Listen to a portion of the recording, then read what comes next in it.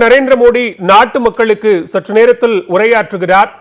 இன்று மாலை 5 மணிக்கு பிரதமர் உரையாற்றுவார் என்று அறிவிக்கப்பட்டிருந்த நிலையில் இன்னும் சற்று நேரத்தில் பிரதமர் நரேந்திர மோடி நாட்டு மக்களுக்காக உரையாற்றுகிறார்.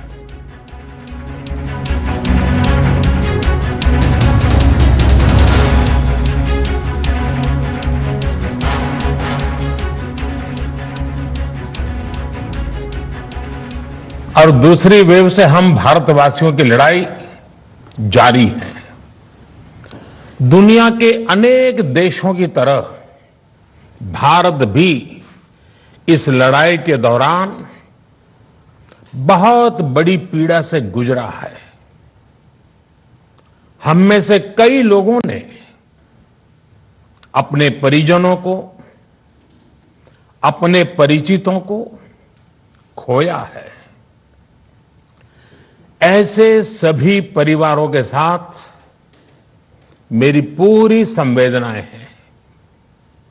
साथियों, बीते 100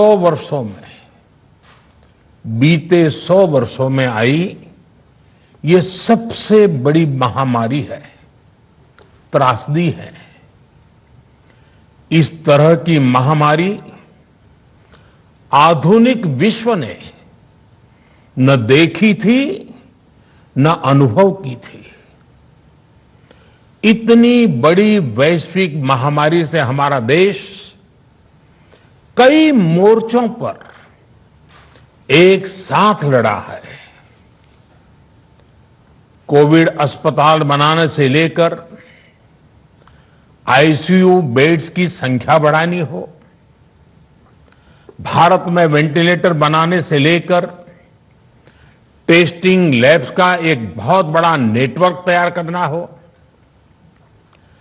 कोविड से लड़ने के लिए बीते 1.25 साल में ही देश में एक नया हेल्थ इंफ्रास्ट्रक्चर तैयार किया गया है।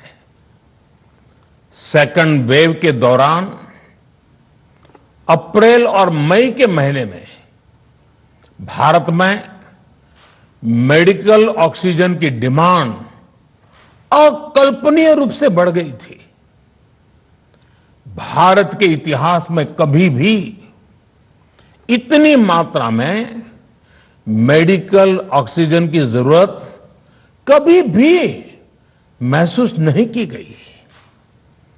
इस जरूरत को पूरा करने के लिए युद्ध स्तर पर काम किया गया।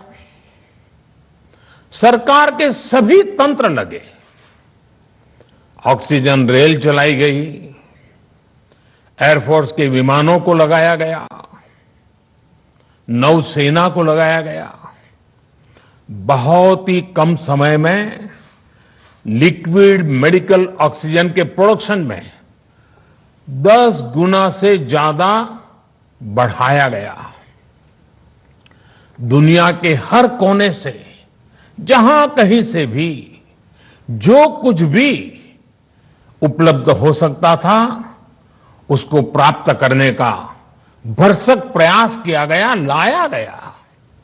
इसी तरह जरूरी दवाओं के प्रोडक्शन को कई गुना बढ़ाया गया। विदेशों में जहां भी दवाइयां उपलब्ध हो वहां से उन्हें लाने में कोई कोर कसर बाकी नहीं छोड़ी गई। साथियों, कोरोना जैसे अदृश्य और रूप बदलने वाले दुश्मन के खिलाफ लड़ाई में सबसे प्रभावी हथियार कोविड प्रोटोकॉल है। मास्क, 2 गज की दूरी और बाकी सारी सावधानियां उसका पालन ही है। इस लड़ाई में वैक्सीन हमारे लिए सुरक्षा कवच की तरह है।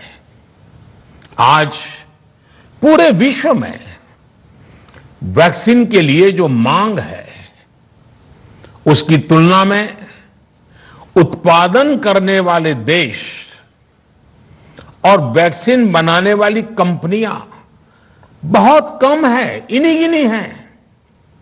कल्पना करिए कि अभी हमारे पास भारत में बनी वैक्सीन नहीं होती तो आज भारत जैसे विशाल देश में क्या होता।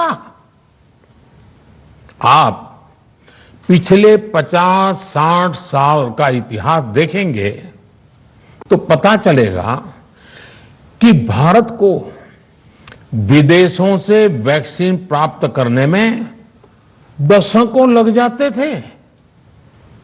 विदेशों में वैक्सीन का काम पूरा हो जाता था, तब भी हमारे देश में वैक्सीनेशन का काम शुरू भी नहीं हो पाता था। पोलियो की वैक्सीन हो, स्मॉल पॉक्स, जहां गांव में हम इसको चेचक कहते हैं, चेचक की वैक्सीन हो, हेपेटाइटिस बी की वैक्सीन हो, इनके लिए देशवासियों ने दशकों तक इंतजार किया था।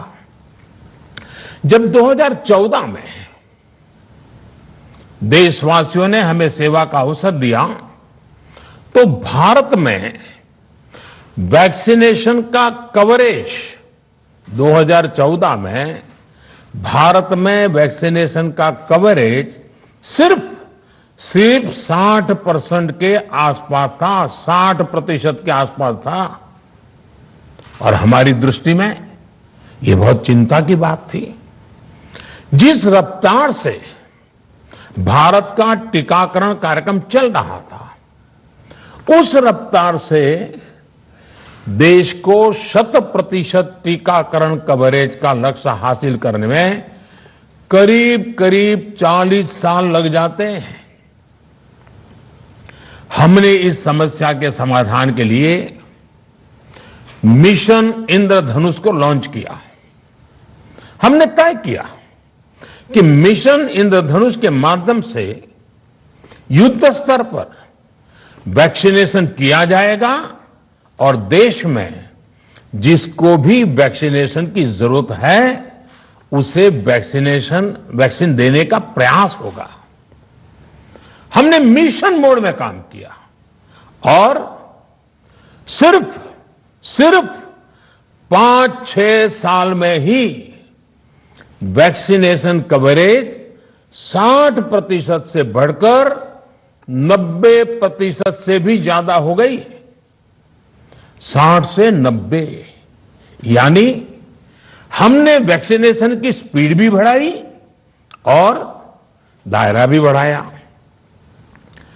हमने बच्चों को कई जानलेवा बीमारियों से बचाने के लिए कई नए टीकों का भी भारत के टीकाकरण अभियान का हिस्सा बना दिया। हमने इसलिए किया क्योंकि हमें हमारे देश के बच्चों की चिंता थी, गरीब की चिंता थी, गरीब के उन बच्चों की चिंता थी जिन्हें कभी टीका लग ही नहीं